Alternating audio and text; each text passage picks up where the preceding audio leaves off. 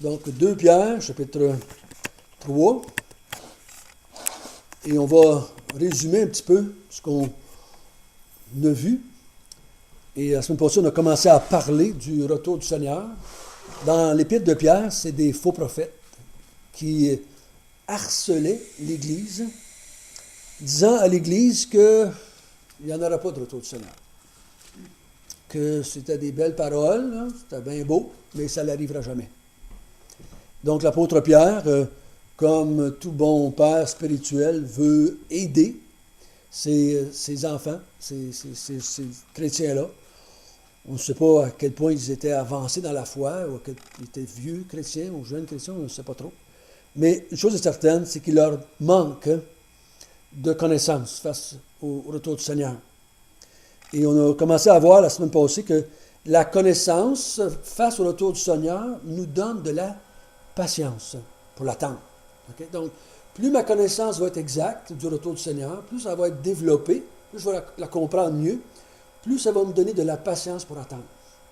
Et on voit dans les Écritures que quand les chrétiens ont manque de connaissances, quand ils se posent des questions, qu'ils sont inquiets, qu'ils ne comprennent pas, ils commencent à douter, puis commencent à avoir des difficultés dans leur vie chrétienne. Ils se mettent à mettre en doute même que le Seigneur pourrait peut-être revenir. Vous pensez que les chrétiens ne peuvent pas douter du retour du Seigneur? Mais je vous dis que oui, ça arrive. Les chrétiens, depuis 30 ans, j'en ai rencontré plusieurs, qui, dans leur vie chrétienne, dans certains moments de difficultés, de difficultés spirituelles, de difficultés morales, se posent la question, qu'est-ce que le Seigneur, pourquoi il ne revient pas, pourquoi ça prend si de temps? Ça fait 2000 ans, il me semble que on en parle, mais il ne se passe jamais rien. Donc, c'est des grandes questions. Surtout, ce que j'ai trouvé que ceux qui avaient le plus de difficultés, c'est ceux qui ils ont mis le retour du Seigneur à un certain moment donné. Ils pensaient que ça viendrait. Moi, j'ai vu des chrétiens attendre le Seigneur pour les années 90, 91, 92. Là, c'était là. Là, ça passe. On est rendu à 95. Et là, ils plantent. C'est comme s'ils avaient été soutenus par une adrénaline spirituelle pendant un certain temps. Puis là, ils plantent. Parce qu'ils s'étaient fait des idées par rapport au retour du Seigneur. Ils étaient convaincus que ça arriverait comme ça. Et là, ça manque. Et là, ils se découragent. Il y a de la misère. Donc, il faut que notre connaissance du retour du Seigneur soit le plus exact possible. Et automatiquement, c'est ça qui va nous aider à la persévérance dans la foi. Et ici, ce qu'on regarde depuis la semaine passée et cette semaine, le mot patience, c'est pas la patience dans le trafic, c'est pas la patience avec nos enfants, c'est la patience avec le Seigneur. Attendre le Seigneur. Et la Bible est claire à plusieurs reprises. Ceux qui perdent cette espérance-là, perdent aussi la foi et n'attendent plus le retour du Seigneur, puis abandonnent la foi. Souvent, c'est ça qui arrive. Quand tu perds cette espérance-là, tu ne crois plus qu'il revient. C'est pas juste que je ne dis pas qu'on ne peut pas avoir des difficultés, se poser des questions. Oui, mais en règle générale, le chrétien va persévérer là-dedans jusqu'à temps que le Seigneur vienne le chercher. Parce que dans le fond, si on ne croit plus qu'il revient, on a fait de lui un menteur parce qu'il a dit qu'il reviendrait. Ici, il est menteur, mais là, qu'est-ce qu'il nous dit que le restant qu'il a dit n'était pas aussi des mensonges? Hein? Et là, ça remet en question toute notre foi, toute la déclaration de l'Évangile, qui qu'il était lui. Donc, c'est vraiment important de s'arrêter. Je me souviens, il y a quelques années, après un tournoi de badminton, on s'est ramassés ensemble, une gang, dans un restaurant, puis on est allé prendre un café, manger un petit quelque chose. Et quelqu'un a soulevé la question du retour du Seigneur. Parce que dans les jours qui avaient précédé, il y avait des témoins de Jéhovah qui étaient allés cogner à sa porte, puis qui avaient parlé du retour du Seigneur, que la fin du monde. Il n'a pas appelé ça le retour du Seigneur, il a appelé ça la fin du monde. Et là, il y a quelqu'un qui a levé ça, puis qui a commencé à parler de la fin du monde. Et on était à peu près 10-12 à l'entour de la table. Puis là, le bordel a commencé. Le fou foral, le monde se roulait quasiment à terre. Parce que pour eux autres, c'était impossible. C'était idiot, c'était non scientifique. C'était, en tout cas, tout ce que vous voulez sortir, ça ne se pouvait pas que le monde ait une fin. Ça ne pouvait pas que le monde... Mais puis surtout pas que Dieu amènerait une fin. Qu'une bombe atomique sauterait, oui. Qu'une comète frapperait la Terre, peut-être, mais pas une fin du monde contrôlée et emmenée par un Dieu. Donc, dans la tête des gens, règle générale, c'est quelque chose qui n'existe pas. C'est quelque chose qui ne peut pas être vraiment vrai comme tel. Donc, c'est vraiment, quand nous, on parle qu'il y a une fin à ce monde, donc il faut s'attendre à ce qu'il y ait des petites réactions autour de nous qui vont être plus ou moins cocasses pour cela. Je vais faire un commentaire. Oui. J'avais une dame que j'avais parlé comme ça. Puis elle dit, tu crois-tu vraiment ça? C'est ça. J'ai dit, moi j'y crois. Elle dit, moi je pense pas j'y crois. Mais j'ai dit, d'une manière ou d'une autre, chacun va frapper la fin de son monde à lui. Mhm. Puis il faut être prêt à ce moment-là. Si tu crois pas qu'il va y avoir une fin universelle, Mhm. mais tu vas frapper la fin de ton monde, c'est sûr. Elle dit, oui, c'est vrai. Mhm. C'est certain. Donc, il y a on n'a qu'une fin à nous autres. Hein. Au moins, ça, tout le monde le croit, ça, encore. Jusqu'à date, en tout cas. Il y en a gros qui espèrent que ça n'arrivera pas, mais tout le monde le croit, que chacun a une fin. Et Ça a fait un peu un choc quand j'ai dit ça, par exemple. Elle était comme, oh, c'est vrai. c'est certain que les gens, des fois, c'est comme, je pense qu'on avait parlé il n'y a pas tellement longtemps, c'était à l'école, je parlais de ça, avec une dame, que pour l'être humain, c'est pas dans sa nature de croire qu'il va mourir. C'est une révolte intérieure, la mort, parce qu'on n'a pas été créé pour mourir. Donc, quand on parle de mort, l'être humain réagit très, très fort, très négatif, parce que on dirait qu'en nous, dans l'être humain, c'est pour ça que les êtres humains s'inventent d'autres vies après la mort, s'inventent d'autres religions, d'autres façons de faire les choses, parce qu'il n'est pas capable de concevoir qu'il va arrêter de fonctionner. Et comme, de la même façon qu'il n'est pas capable de concevoir que lui, il va avoir une fin, malgré que tout le monde voit qu'on meurt, mais on se révolte contre ça. Et donc, il y a de la misère à concevoir que le monde aussi va arrêter. Automatiquement, ça se transpose de même. Et c'est normal jusqu'à un certain point parce que l'être humain n'avait pas été créé pour mourir. Et le monde n'a pas été créé pour être détruit non plus. Et Dieu avait créé le monde pour qu'il soit éternel. Le péché est entré dans le monde, et ça a fait toute la question. Donc, quand les gens nous parlent de la fin du monde, c'est intéressant de leur dire ça, que c'est normal que tu aies de la misère à concevoir la fin du monde, parce que le monde n'a pas été créé pour avoir une fin. C'est à cause du péché qu'il va avoir une fin. Et que là, si on enlève le péché, il n'y aurait plus de fin. Et Jésus est venu enlever le péché. Donc, on peut ramener l'Évangile avec ça dans ce sens-là. Donc, et là, ils ont une certaine point d'interrogation de dire, ah, je n'avais jamais entendu dire que l'homme n'était pas supposé mourir. Parce que dans leur tête, tout le monde meurt, donc, mais on n'a pas été créé pour mourir, on a été créé éternel. C'est le péché qui a mis la mort, donc, dans ce sens-là. Mais ici, on va voir que l'apôtre Paul donne à ces chrétiens-là, excusez, Pierre. Pierre dit, je suis toujours en train de me tromper avec Pierre et Paul. Pierre, parce que j'ai enseigné bien plus souvent Paul que Pierre. Pierre, il y a juste 2 petits livres, puis Paul, il y en a des dizaines. Donc, on va voir comment ce que Pierre va essayer de faire pour leur donner une meilleure connaissance du retour du Seigneur, afin qu'ils puissent faire face aux faux prophètes qui disent qu'il n'y en aura pas de la fin du monde ou du retour du Seigneur. Et en même temps, vu que Pierre leur a dit ça à eux, ça nous a été transmis par les Écritures, donc ça devient pour nous autres aussi une instruction pour qu'on puisse faire face à toutes ces choses qu'on entend autour de nous, qu'on entend dans les écoles, qu'on entend à la télévision, que le monde n'aura pas de fin emmené par Dieu, mais s'il y en a une, c'est parce que c'est une catastrophe qui va arriver. Donc, la première chose que l'apôtre Pierre leur a dit, là, je vais résumer un petit peu, versets 1 et 2, il leur dit que la source de la connaissance concernant la fin du monde ou le retour du Seigneur vient des prophètes. Il dit ça au verset 1 et 2. Il dit, « Voici, bien-aimés, la seconde lettre que je vous écris, dans une et dans l'autre, je cherche à éveiller par des avertissements votre saine intelligence, afin que vous vous souveniez des choses annoncées d'avance par les prophètes. » Donc, Pierre, il dit, c'est pas moi qui ai commencé à en parler, les prophètes en parlaient avant. Les prophètes en ont parlé avant que Jésus vienne sur la terre. Daniel, Ézéchiel, Isaïe ont tous parlé de cette fin du monde-là. Pas avec autant de détails que Jésus, encore moins de détails que l'Apocalypse comme tel, le livre qui en a mis encore plus de détails, mais c'était pas quelque chose de nouveau. Si tu parlais aux Juifs que le monde aurait une fin, c'était pas pour eux autres quelque chose de surprenant, parce que dans leur éducation, dans leur enseignement religieux, ils avaient entendu parler de ça, de ces choses-là. Donc, il dit, les prophètes en ont parlé.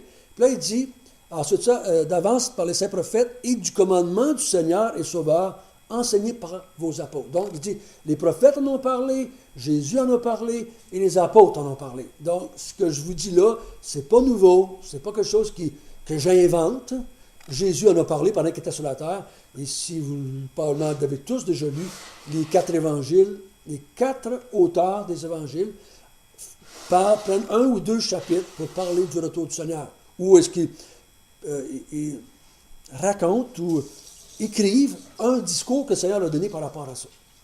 Donc, c'est pas quelque chose qui est nouveau. Puis là, Pierre est en train de leur dire, ces gens-là qui vous disent que ça n'arrivera pas, ben, ils sont en train de dire que Jésus n'en a pas parlé ou que Jésus est un menteur.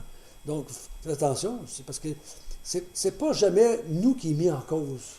C'est pas l'Église baptiste qui est mis en cause. C'est Jésus qui est mis en cause. Quand on dit que quelque chose n'est pas vrai, on dit que Jésus a dit quelque chose qui était faux.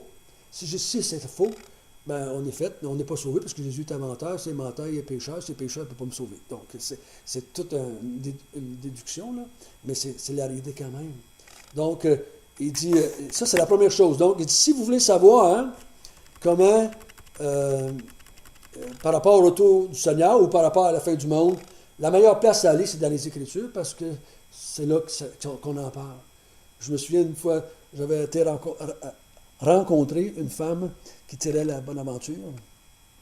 Parce nous autres, on avait un kiosque sur un terrain, kiosque de l'Église baptiste à Victoriaville, puis pas loin, il y avait une femme qui avait un kiosque pour tirer l'aventure. Puis je suis allé la voir, puis elle disait, j'avais dit, ben moi, comment est-ce qu'on appelle ça? Pas la révélation, mais j'avais dit ça,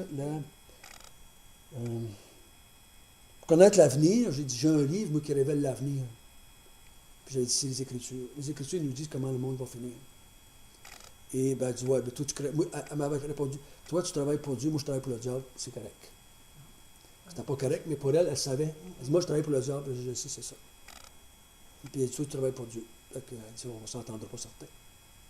Parce que les gens, souvent, les gens qui font ça, il y en a qui ne sont peut-être pas conscients, mais bien souvent, ils sont conscients qu'ils sont en train de faire quelque chose qui n'est pas en accord avec Dieu. Une fois, je donnais un cours à une femme, sa mère, et sa grand-mère. Les 3 générations faisaient un cours ensemble. Et la mère tirait la bonne aventure, tirait les cartes, puis disait l'avenir. Puis à un moment donné, on s'est jasé ensemble. J'avais demandé, j'ai dit, es-tu vraiment capable de dire aux gens leur avenir? Tu sais, qu'est-ce qui va arriver? Elle dit, voyons, je ne suis pas le bon Dieu, on ne peut pas savoir ça.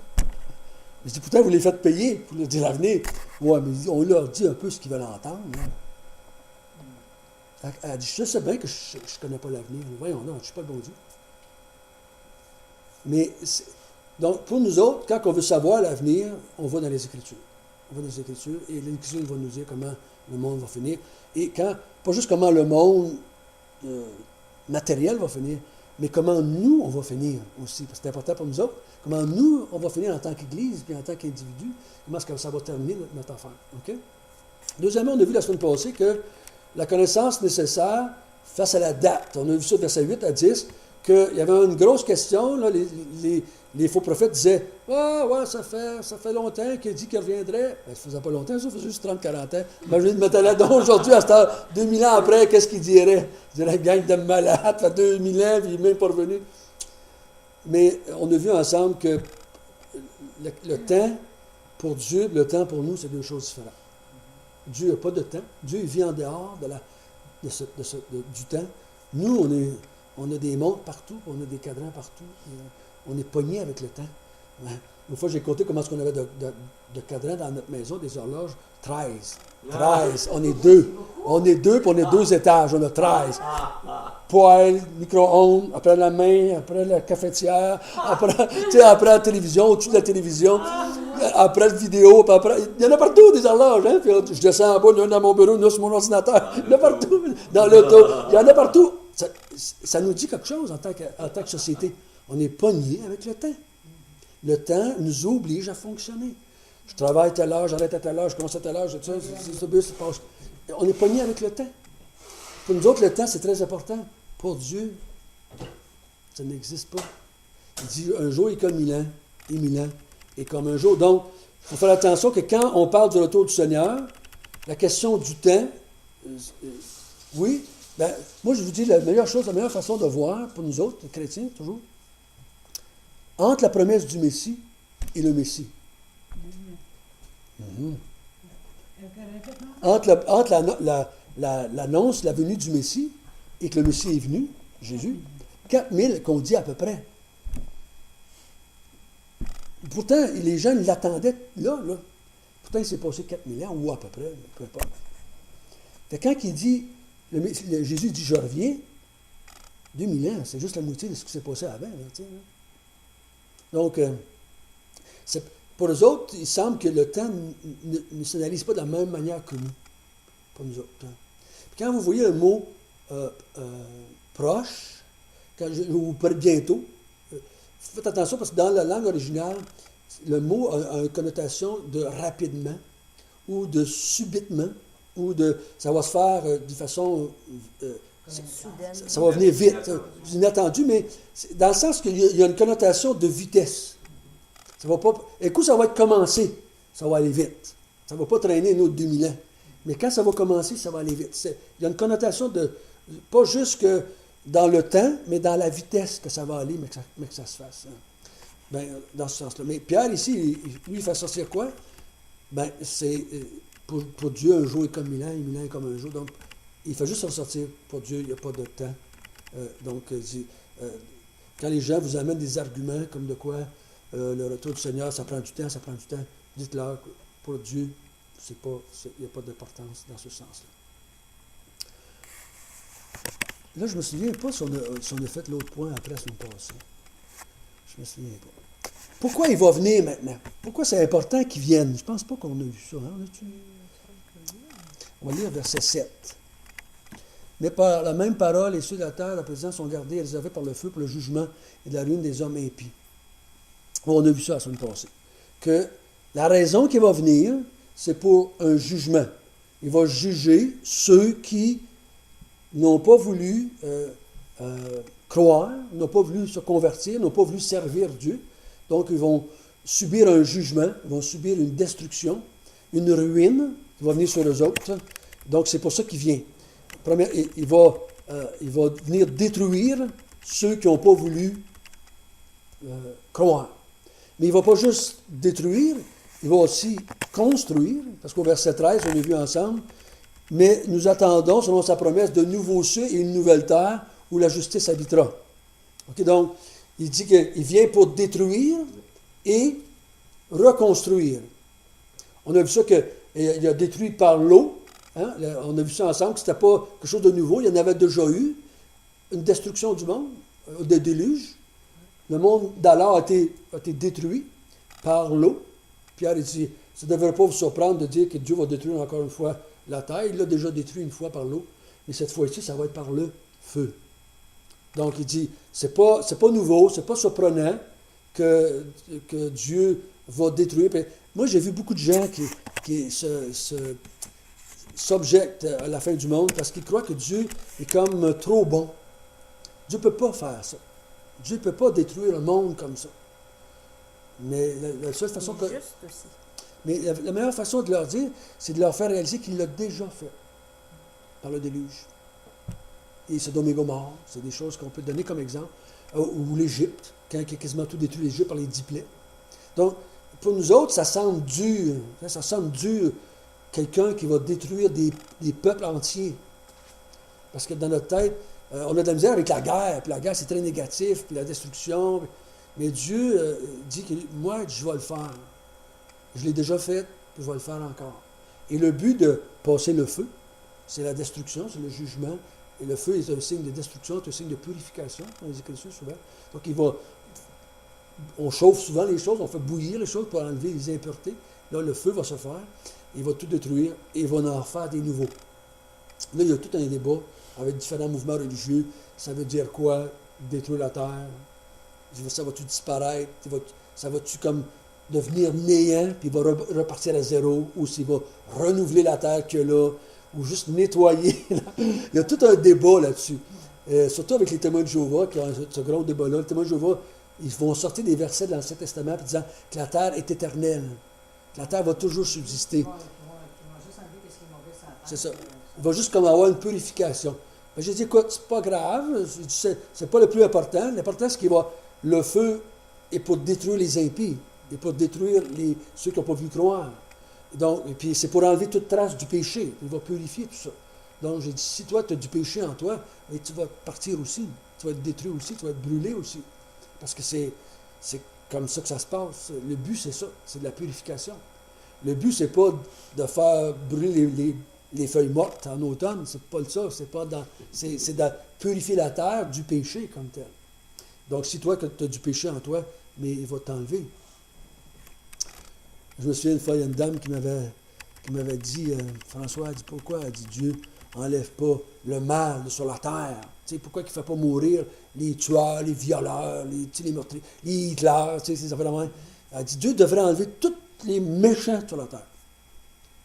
Puis j'avais répondu, Madame, voulez-vous qu'il commence par vous? C'est qu'elle a dit. Elle dit, voyons donc, je ne suis pas méchant. Tu vois-tu, méchant, c'est tout le monde. Oui. J'ai dit, Madame, j'ai dit, la Bible nous dit que Dieu va le faire, ce que vous voulez, Dieu va le faire. Un jour, Dieu va enlever tout ce qui est méchant sur la terre. Mais l'important, c'est de savoir, est-ce que vous allez être dans la gang ou bien vous ne serez pas dans la gang? Est-ce qu'il va le faire? Est-ce que vous voulez qu'il fasse? Il va le faire. Il va enlever tout ce qui est mal sur la terre. Et donc, il faut être certain que nous, on ne va pas être enlevés comme ça. Donc, les gens ont de la difficulté avec le fait que Dieu va amener une fin du monde, puis il va détruire tout ça, parce qu'ils ne croient pas que c'est juste de faire ça. Ils ne croient pas que c'est juste. Ils croient que Dieu ne fera pas ça. La lecture dans l'Ancien Testament, on voit comment ce que Dieu procède, pas surprenant. Non. Mais beaucoup de gens surtout les gens qui ne sont pas croyants, quand ils commencent à lire l'Ancien Testament, habituellement, ils ne vont pas loin. Ils ne vont pas loin. Ils arrêtent vite. Ils sont traumatisés par ça. Ils voient le déluge, ils voient tout ça, mais ils voient des choses, puis ils disent... Il y a un monsieur Grignon, tu te souviens? Monsieur Grignon, lui, c'est un gars dans les Abitibi, il a commencé la Bible pendant l'Ancien Testament. Puis plus il lisait l'Ancien Testament, plus il paniquait. Plus il paniquait, il disait... Puis là, il voyait que Dieu était pour le détruire, puis il était méchant, puis il dit, je suis un pécheur, puis Dieu détruit les pécheurs. Puis là, il était tout paniqué, puis là, Dieu, dans sa grâce, il a fait rencontrer un chrétien pendant cette période-là de sa vie, puis il s'est converti. Donc, Dieu l'avait préparé par l'Ancien Testament, parce qu'il voyait que la destruction était pour arriver, parce qu'il était pécheur. Donc, tu sais, des fois, les gens peuvent réagir d'une bonne façon, tu sais, si Dieu l'utilise pour les convaincre. Mais c'était intéressant. Donc, on est rendu au verset 11. Si on veut finir la soirée, on doit se mettre d'y aller. On est rendu au verset 11 pour ce soir, jusqu'au verset 18. Donc, il nous reste ces versets-là. Puisque tout cela est en voie de dissolution, ceux qui ont d'autres Bibles, c'est quoi ce que vous avez comme mot, là? Dissolution. C'est en voie de dissolution. Dissoudre. Dissoudre. Et, la Bible sommaire dit désagréger. OK? La Bible en français courant dit disparaître, se dissoudre. Quand on dit que il va se désagréger, il va se dissoudre, quand on met de la poudre dans l'eau, elle se dissout, ça veut dire qu'elle disparaît. Hein? Les choses sont appelées à disparaître. Hein?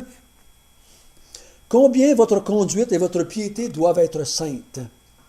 Attendez et hâtez l'avènement du jour du Seigneur, jour à cause duquel les cieux enflammés se dissoudront et les éléments embrasés se fondront. Mais nous attendons, selon sa promesse, de nouveaux cieux et une nouvelle terre, où la justice habitera. C'est pourquoi, bien-aimés, en attendant ces choses, appliquez-vous à être trouvés par lui sans tache et irréprochables dans la paix. Croyez que la patience de notre Seigneur est votre salut, comme notre bien-aimé frère Paul vous l'a aussi écrit selon la sagesse qui lui a été donnée.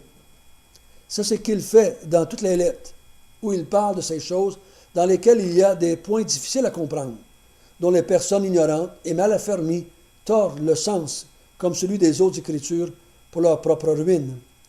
Vous donc, bien-aimés, vous êtes avertis. Tenez-vous sur vos gardes, de peur qu'entraînés par l'égarement des impies, vous ne veniez à déchoir de votre fermeté. Mais croissez dans la grâce et dans la connaissance de notre Seigneur et Sauveur Jésus-Christ. À lui soit la gloire, maintenant et pour l'éternité. Amen. Donc, ce que l'apôtre Paul il parle à partir du verset 11, c'est quelles devraient être les occupations des croyants en attendant ces choses-là. Qu'est-ce qu'on devrait faire, nous, en attendant ces choses-là? C'est ce qu'il leur parle dans les derniers versets. Dans les autres chapitres, il leur a dit donner des points de vue doctrinaux pour les aider à faire face aux faux prophètes.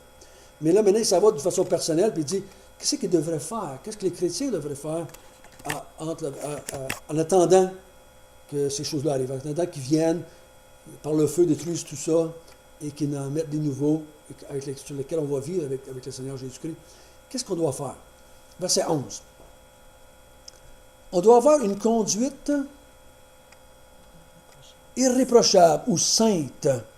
Votre piété doit être sainte. Conduite et piété doivent être saintes. Ça veut dire quoi, ça? Ça veut dire que les chrétiens doivent maintenant avoir une vie sans péché. On n'est pas capable, on a de la misère. Hein? Mais qu'est-ce qu'il veut dire ici? Je ne crois pas qu'il est en train de dire d'éliminer le péché de nos vies. Mais une conduite et une piété qui est sainte, ce n'est pas nous, de notre tête de catholiques, là, souvent de notre tête de gens qui viennent d'arrière-plan religieux. Quand on pense saint, on pense aux saints. Des gens qui sont avec une couronne au-dessus de la tête, là, puis ils ne font jamais rien de mal. C'est ça qu'on pense dans notre tête. Quand on voit le mot saint, on pense à ça. Mais ce n'est pas tout à fait ça que je pense que Pierre veut dire. Je pense qu'il est en train de dire, il dit en attendant, hein, vous devez avoir une conduite, une vie chrétienne qui reflète votre foi. Les autres, ils ne l'attendent pas, le Seigneur. Vous autres, vous l'attendez. Nous, notre conduite est différente. Non pas qu'on est des gens qui vivent sans péché, mais qu'on attend la délivrance de ce péché-là, du monde dans lequel nous vivons, qui, lui, est dans le péché, et nous, qui faisons encore des péchés. On attend le jour où il va venir et régler tout ça. C'est là qu'il fait la différence entre moi et mon voisin. C'est pas que moi, je ne fais pas de péché, puis lui en fait. C'est que moi, j'attends. Des fois, je dis, quand je parle avec les étudiants à l'école, je dis tout le temps, vous ne réussirez pas à changer le monde. On ne va pas l'améliorer, le monde dans lequel on vit. Ce monde-là est voué à la destruction. Mais j'attends quelqu'un d'autre qui va venir le changer. Ça, c'est ce que moi j'appelle une conduite sainte, une conduite qui est selon la piété. Dieu ne nous a pas donné la tâche d'améliorer le monde, mais il nous a donné la tâche de répandre dans le monde l'Évangile. Et de dire au monde qu'il y a quelqu'un qui vient bientôt et qui va réparer le monde, qui va réparer le gâchis qu'on a fait avec le monde qu'il lui a créé. Nous, on ne peut pas le réparer. Ça ne veut pas dire qu'on ne peut pas faire tous nos efforts pour vivre sans péché ou de vivre, d'avoir une vie qui s'éloigne du péché. Oui, c'est correct, c'est bien ça. C'est bien, très bien. Mais ici, je crois que ce n'est pas ça qu'il est en train de parler. Il parle de mettre une différence entre ceux des faux prophètes puis les chrétiens. Là. Il est en train de faire une comparaison entre ces deux groupes-là dans l'Épître ici.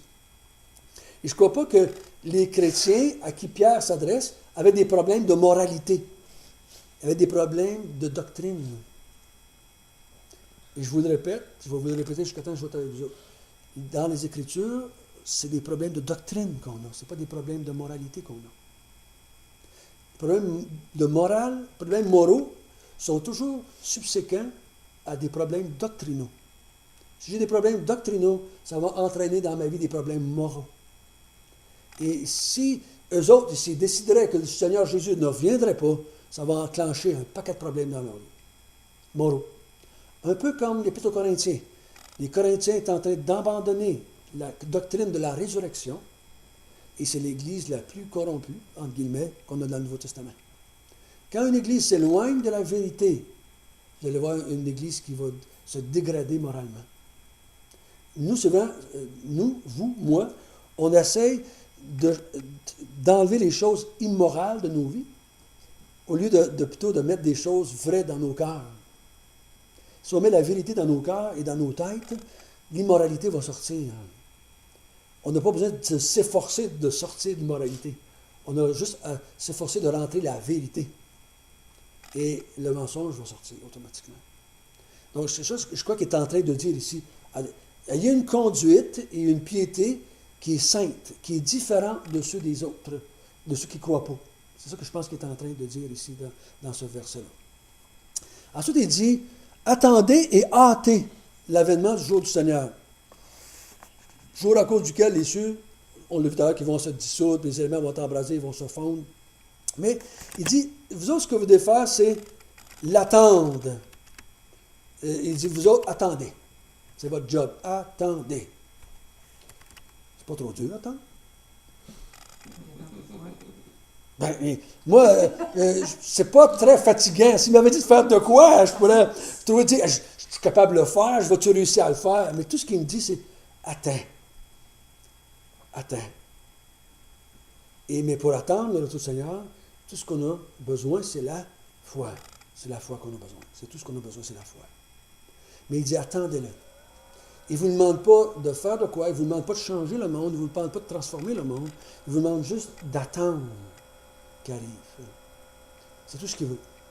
Il va dire à différentes places des Écritures, différentes paraboles, des fois il va dire, le serviteur qui attend son maître, puis quand il arrive à n'importe quelle heure du jour ou de la nuit, dans le contexte, là, c'est le retour du Seigneur que ça parle, il dit quand le maître va arriver, s'il le trouve veillant, il va lui faire un party. C'est ça qu'il dit.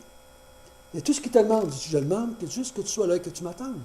Parce que si tu fais comme le mauvais serviteur, tu commences à fêter, puis il ne reviendra pas, puis le job était aux vaches, comme on dit en québécois, puis tu commences à faire le party avant que le Seigneur arrive, tu as un problème qui arrive. Tout ce qu'il dit, attendez-le. Attends-le. Là, il dit un autre mot qui c'est pas facile, là. Hâter. Hâter. Ça veut dire quoi, ça? Y a-t-il d'autres traductions que le mot hâter dans d'autres Bibles? Verset 12. Moi, j'ai hâté. Hâter, tout le monde a le mot. Tout le monde a des Bibles pareilles.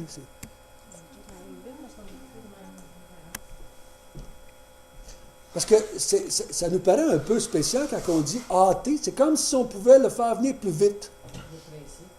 Avoir hâte, ça va pas arriver plus vite, sinon. OK? Donc, c'est-tu hâte dans ce sens-là? Hâter, c'est parce que là, c'est un verbe d'action. C'est pas un verbe comme... mais je crois que c'est un peu un sentiment plus qu'une action. Parce que je ne crois pas qu'il est en train de dire, et le Seigneur avait pris la date du retour, c'était le 25, puis là, vous pouvez le faire arriver le 22. C'est pas tout à fait ça non plus. Mais vous l'attendez, vous hâtez, vous avez ça fait partie de votre vie, de votre quotidien, d'attendre. Quand on attend quelqu'un, on a le nez dans la fenêtre. On a le nez dans la fenêtre. Le nez dans la fenêtre. Moi, le mardi soir, à partir de 7h15, j'ai le nez dans la fenêtre. J'attends que les gens arrivent. Donc, quand le retour du Seigneur, c'est un peu comme ça. On a un désir, on l'attend. Puis on a hâte qui arrive. On a hâte. Est-ce que ça peut vouloir dire aussi hâter l'avènement du jour de Dieu? Dieu va revenir. Jésus revient quand son Église, il va l'avoir toute rassemblée. Il veut-tu comme nous pousser à... Allez-y. À l'action? Allez annoncer l'Évangile pour que non, les élus soient tous... Je ne crois pas que c'était ça. Je pense pas que c'était le but ici de pousser les chrétiens à l'action. Parce que si on dit que c'est ça, ça veut dire comme ça dépend de moi s'il va venir. Ça ne peut pas dépendre de moi s'il va venir. Et je crois personnellement que les élus vont être sauvés, donc je ne peux pas changer ça. Je ne peux pas changer ça. Je crois que, oui, le fait que je sais qu'il y a une date limite au retour du Seigneur, oui, ça devrait m'encourager à parler du Seigneur, mais je ne crois pas que ça va le faire venir plus vite ou moins vite ou dans ce sens-là. Ça ne devrait pas être un sentiment de panique qui me fait bouger, mais un sentiment d'amour, une compassion pour les gens plus que d'autres choses. Il dit entendez et hâtez. Donc c'est ça qu'il nous dit de faire. D'abord, il dit avoir une vie sainte, l'attendre, le hâter. Et au verset 15 et 17, il dit restez confiants. Restez confiants. Et là, c'est dit croyez que la patience de notre Seigneur est votre salut. Puis là, on dit pourtant, il parle à des chrétiens, mais il dit croyez que la patience de notre Seigneur Jésus-Christ est votre salut. Comme notre bien-aimé frère Paul vous l'a aussi écrit selon la sagesse qui lui a été donnée. Et là, il y a c'est pas des versets qui sont toujours faciles à expliquer. Parce qu'il dit, croyez que la patience de notre Seigneur est votre salut. Qu'est-ce que ça veut dire, ça? Parce que nous, on dit déjà qu'on est sauvés. Donc, qu'est-ce qu'il est en train de dire ici? Qu'est-ce qu'il est en train de dire? Si c'est... Mais continuons à lire au verset 16. C'est ce qu'il fait dans toutes les Écritures.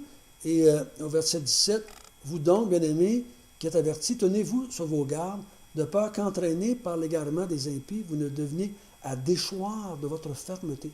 Il y a un risque de déchoir. Déchoir, ça veut dire quoi? Tomber au côté. Donc, il y a un déchoir de votre fermeté. Donc, nous, en tant que chrétiens, on ne croit pas à la perte du salut. Donc, de quoi qu'il parle ici? On croit que le salut est éternel. Le salut, il nous a offert la vie éternelle, donc c'est éternel. Mais qu'est-ce que ça veut dire quand il dit ça aussi aux chrétiens? Parce que je crois qu'il est en train de leur dire, selon ma compréhension, si vous suivez les faux prophètes dans leur croyance, si vous continuez dans cette direction-là et que vous persévérez à croire qu'il n'y a pas de retour du Seigneur et qu'il n'y a pas de fin du monde, vous allez déchoir de votre fermeté. Vous allez déchoir de ce que vous allez proclamer. C'est comme je disais tout à l'heure, c'est une... Si je dis que Jésus ne revient pas, je fais de lui un menteur et ça enlève tout le restant. Tout le restant tombe là. C'est comme si je disais du jour au lendemain, je crois que Jésus n'est pas Dieu. Tout vient s'écrouler. Tout l'évangile tombe à terre. Il n'y a plus rien qui est vrai. Si je dis qu'il n'y a pas de retour du monde, il n'y a pas de fin du monde, il n'y a pas de retour du Seigneur, automatiquement, tout l'évangile s'écroule. Parce que l'évangile contient le retour du Seigneur. Je vous ai déjà dit à quelques reprises, puis je suis avec vous autres, que l'évangile, ce n'est pas seulement que croire au Seigneur Jésus et tu seras sauvé. L'évangile, c'est beaucoup plus large que ça. L'évangile contient le retour du Seigneur. Contient le retour du Seigneur. Parce que ce que le Seigneur a accompli à la croix englobe le fait qu'il revient, mettre une fin au péché et qu'il va faire de nouveau sur une nouvelle terre. Quand il est mort sur la croix, il a gagné ce droit-là de faire ça aussi. Il n'a pas juste sauvé l'être humain, il a sauvé le monde physique aussi. Parce que le monde physique a été maudit aussi, il est entaché par le péché. Donc, par sa mort à la croix, il a gagné le droit de tout purifier, tout ça. Donc, si je proclame l'Évangile, je dois proclamer en même temps le retour du Seigneur, la résurrection des morts. Je dois proclamer tout ça. Ça fait partie, on ne dit pas ça dans une 15 minutes en personne que je n'ai entendu rien. Bien entendu. Mais dans notre, vous vous souvenez, faites des disciples, baptisez-les et enseignez-les. Tout ce que je vous ai prescrit, tout contient le retour du Seigneur. Je ne peux pas me permettre en tant qu'Église, en tant que croyant, de dire, bon, on n'enseignera plus la fin du monde parce que les gens n'aiment pas ça. On ne peut pas faire ça. Ça fait partie de notre Évangile. Et on croit à l'Évangile dans son entier ou on n'y croit pas. Je vais vous le répéter. Le chrétien, c'est quelqu'un qui dit toujours oui à ce que le Seigneur dit. Il amène quelque chose de plus, on dit oui. Quelqu'un nous enseigne par rapport à la résurrection des morts, on dit oui. Quelqu'un nous enseigne par rapport au retour du Seigneur, on dit oui. Quelqu'un nous dit que les cieux, les nouveaux cieux, les nouvelles terres vont être faits, on dit oui. Parce que ça vient de Jésus, fait qu'on dit toujours oui. Le jour où je vais dire non au Seigneur Jésus, j'ai un foutu problème qui s'engage. Parce que là, si je suis en train de dire que Jésus n'est pas vrai, puis qu'il compte démontrer, tout tombe à l'eau. Tout tombe à l'eau. C'est fini. Il n'y a plus rien qui tient. Parce que nous, on a réduit l'Évangile aux quatre lois spirituelles. Repens-toi, crois au Seigneur Jésus, tu vas aller au ciel. C'est beaucoup plus que ça. Beaucoup plus que ça, l'Évangile. Pour moi, l'Évangile, c'est la bonne nouvelle, puis c'est tout l'ensemble de ce que Jésus a prêché et enseigné. C'est pas juste une chose. Donc, notre devoir en tant que chrétien, quand on prêche aux gens qui sont autour de nous, c'est pour ça que je dis des fois, quand on prêche l'Évangile, c'est pas toujours de dire que Jésus est mort sur la croix pour nous sauver. Il y a un ensemble de choses qu'il faut dire. Quand on parle que Jésus est Dieu, je suis en train de prêcher l'Évangile. Quand je suis en train de dire que Jésus est ressuscité des morts, je prêche l'Évangile. Quand je dis que Jésus bâtit son Église, je prêche l'Évangile. Quand je dis qu'il revient sur la terre un jour, je prêche l'Évangile. C'est toujours en train de prêcher l'Évangile. C'est pour ça que l'apôtre Paul va dire aux Romains, qui est une Église qui était très bien fondée, qui fonctionnait bien, il dit, j'ai hâte d'être parmi vous et de vous annoncer l'Évangile. Il parle à des chrétiens. Parce que l'Évangile, pour Paul, c'était beaucoup plus grand que juste croire au Seigneur Jésus, tu seras sauvé. Et ici, je crois qu'il dit, croyez que la patience de notre Seigneur Jésus-Christ, donc ce temps qu'il laisse pour bâtir l'Église, qui fait partie de son Évangile, qui fait partie de cela, et qui va revenir un jour pour venir nous chercher, nous ressusciter des morts si on est mort, et nous transformer si on n'est pas mort. Soyez conscients que tout cela, ça fait partie de son plan. Si vous reniez cette partie-là, cette valeur, vous allez déchoir de votre fermeté. Vous allez déchoir de ce que vous avez proclamé. Et vous tombez à terre. Si on déchoir, moi, le mot déchoir, c'est tomber en bas de son perchoir. Pas une poule, elle tombe en bas du perchoir. C'est ça que ça veut dire dans ma tête. Je suis à une place, puis je tombe en bas. Puis vous allez voir, vous allez rencontrer des gens qui ont proclamé la foi et qui, avec le temps, avec les mois, les années, vont déchoir pour toutes sortes de raisons. C'est pas qu'ils perdent, c'est qu'ils déchoient. Ils finissent par dire non. Pour une raison quelconque, ils disent non à Dieu. Attention, je ne suis pas en train de viser de quelqu'un qui a de la misère dans sa vie chrétienne. Je parle de quelqu'un qui finit par dire non. Ce que Jésus a dit, c'est pas vrai. C'est ça que je parle ici. Puis ici, c'est ça qui est ta question, là. Des gens qui ont des faux prophètes, des faux docteurs qui viennent et qui disent le retour du Seigneur, ça n'existe pas, il ne viendra pas, c'est pas vrai, ce qu'il a dit, ça n'arrivera pas, il n'y en a pas de fin du monde. Et Pierre, si vous allez dans cette direction-là, vous êtes fait à l'os. Vous êtes fait à l'os. Donc, c'est ça qu'il est en train de leur dire. Donc, il dit, restez confiants, malgré tout ce qui peut arriver, malgré tout ce qu'ils pouvaient entendre, malgré toutes les comètes qui peuvent passer dans le ciel, toutes les bombes atomiques qu'il peut y avoir, parce que des fois, il nous dit qu'il y a assez de bombes atomiques qui font sauter la planète 10 fois, ça ne me dérange pas. Des trous dans la couche d'ozone, emmenez-en, ça ne me change rien. Pour moi, ce n'est pas important par rapport à la fin du monde. Ça ne veut pas dire qu'on faut faire attention à ce qu'on fait dans notre société. Mais ce n'est pas ça qui va amener la fin du monde. Ça peut tuer du monde, mais ça n'amènera pas la fin du monde. OK? La fin du monde. Quand, puis la Bible elle nous dit dans l'Apocalypse comment il va le faire en grande partie. Mais ce n'est pas l'homme. Ce n'est pas l'homme qui va le faire. L'homme n'a pas ce pouvoir-là de mettre une fin à ce que Dieu a créé. C'est pour ça que je disais à mon prof il n'y a pas tellement longtemps, vous n'avez pas, l'être humain n'a pas la capacité de détruire ce que Dieu a créé. Il n'a pas la capacité de faire ça. On essaie, on brise, mais Dieu, je parlais de ça avec un prof il n'y a pas longtemps, là. Je disais, c'est impressionnant de voir comment Dieu a créé le monde d'une façon telle que le monde se régénère tout le temps, continuellement. Il se refait. Il passe un feu à quelque part, puis il détruit tout. Tu vois, il y va 50 ans après, c'est une belle grosse verdure, une forêt encore une fois. Ça commence, ça continue. C'est un monde que Dieu a créé, puis lui va mettre une fin à ça d'une façon miraculeuse, d'une façon toute puissante. Et il va venir, puis lui, il va arrêter ce qu'il a fait. Et c'est le seul qui a le pouvoir de faire ça. Donc, ça met une fin à notre étude. Il dit, faites attention de ne pas être égaré par ces gens-là. Et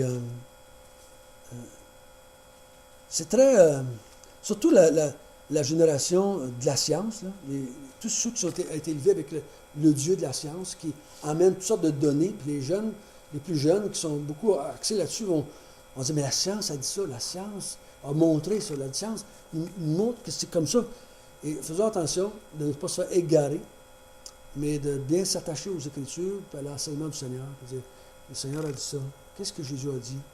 Qu'est-ce que les apôtres ont enseigné? Qu'est-ce que les prophètes ont dit? Restez attachés là. Donc, l'ensemble de l'épître, la deuxième épître de Pierre, nous encourageait à quoi? Ceux qui étaient ici depuis le commencement, nous encourage à la connaissance, à acquérir de la connaissance. Puis, regardez, Pierre finit avec ça. Hein? Mais croissez dans la grâce et dans la connaissance. On a vu que tout au long de la deuxième épître, Pierre, ce qu'il leur dit, augmentez votre connaissance. Augmentez votre connaissance. Si vous aviez la connaissance un peu plus grande, vous aurez mis dehors ces faux prophètes-là, à bien avant que je vous parle. Si vous aviez eu la connaissance, vous n'avez pas eu besoin que je vous écrive, vous les aurez mis dehors. Donc, il dit, augmentez votre connaissance, croissez dans la grâce et la connaissance de notre Seigneur Jésus-Christ. Et ça va vous maintenir dans la foi. Ça va nous aider dans toutes sortes de domaines qu'on a vus ensemble depuis qu'on a commencé à étudier l'Épître. Donc, cette connaissance-là, il faut l'acquérir. Et chacun de nous, on va avoir des méthodes différentes pour l'acquérir, des moyens différents pour l'acquérir. Selon nos personnalités, selon nos quotients intellectuels, selon nos dons, nos talents, nos capacités. On va avoir des capacités différentes. Et il faut juste dire, ce que moi, ce qui m'intéresse de savoir dans ma vie puis dans la vie des croyants, c'est je veux connaître plus. Je veux connaître plus. Maintenant, trouve-toi un moyen pour mieux connaître. Ça peut être, il y a des milliers de façons d'apprendre aujourd'hui. Des milliers de façons d'apprendre. Mais il faut que j'apprenne quelque chose des Écritures d'une façon quelconque. Ça peut être par un livre, ça peut être en la lisant la Bible moi-même, ça peut être écouter un CD, ça peut être en chantant un cantique, ça peut être en parlant avec des vieux frères et des sœurs plus âgés dans la foi. Et je vous l'ai dit, selon ma compréhension, les chrétiens, 80 à 90% de ce qu'ils savent dans la foi, ils l'ont entendu d'un autre chrétien. Ce n'est pas en lisant la Bible qu'ils l'ont appris. C'est en parlant avec d'autres chrétiens qui sont plus vieux dans la foi, qui vont aller les interroger, qui vont parler avec eux autres, des pasteurs qui vont enseigner. C'est comme ça qu'ils vont acquérir la plupart du temps leur foi. Un peu comme les enfants. On ne leur donne pas un livre pour qu'ils apprennent. On vit avec eux autres pendant 18 ans. Et ils apprennent la vie. La vie chrétienne, c'est comme ça. C'est pour ça que dans l'Église, c'est important que dans nos rapports mutuels, on partage notre connaissance des gens. Et je vous dis ça parce que, vous savez, des Bibles dans nos maisons, c'est nouveau par rapport aux 2000 ans d'histoire de l'Église. C'est nouveau. Ça fait peut-être 100 ans que les chrétiens ont des Bibles dans les maisons. Avant ça, il y en avait une par Église. Quand ils l'avaient toutes, ils étaient bien heureux. Il n'y en avait pas. Donc, ils ne pouvaient pas dire « Je vais lire ma Bible tous les matins ». Il n'y en avait pas. Quand il y en avait un petit bout, quand le pasteur en disait un petit bout, il essayait de l'apprendre par cœur. Mais il n'y en avait pas. C'est juste depuis que c'est devenu très facile à avoir, l'imprimerie a sorti à grande échelle, c'est devenu pas cher, parce que jusqu'à l'imprimerie au 12-13e siècle, il y avait des Bibles, une c'était là, comme dans le temps de Jésus. Synagogue, avec quelques rouleaux, et c'est tout. C'est tout. Il n'y en avait pas d'autre. Et c'est pour ça que les jeunes Juifs allaient à la synagogue pour apprendre les choses de l'Ancien Testament. Et dans l'Église, il y avait les chrétiens qui avaient des bouts de Bible, mais des Bibles chacun, puis une grande majorité de la population ne savait pas lire en plus. Martin Luther, qu'est-ce qu'il a fait quand il s'est converti? Il a traduit la Bible en allemand. Elle était en latin. Elle était en grec ou en hébreu, mais je pense qu'il a traduit du latin. Non, il a traduit du grec ou de l'hébreu. Je pense que quand il a fait la Bible, il a traduit en hébreu et le grec. Il l'a mis en allemand, espérant que les gens du peuple, ceux qui savaient lire, pouvaient la lire, pour en avoir. Et donc, pour nous autres, mais ça n'empêche pas que les chrétiens de ce temps-là ont augmenté leur connaissance quand même, en parlant avec les autres, en jasant avec les chrétiens, en assistant à des petites réunions pour parler, jaser entre eux autres de ce que Jésus avait enseigné. Et je crois que c'était comme ça. Et en théologie, on apprend ça, on appelle ça la tradition orale. la tradition orale, c'est-à-dire que dans les premières générations d'Église, la Bible s'est transmise d'une façon orale, parce qu'il n'y avait pas de Bible partout. Juste les riches qui en avaient, ou à peu près des gens qui étaient capables de s'en payer une. Mais les autres n'en avaient pas. Ils se fiaient plutôt à aller à la synagogue, parler avec les rabbins qui étaient là. Donc, mais aujourd'hui, on a accès, ceux qui le veulent, à des Bibles. On en a des pochetées chez nous, ceux qui en veulent.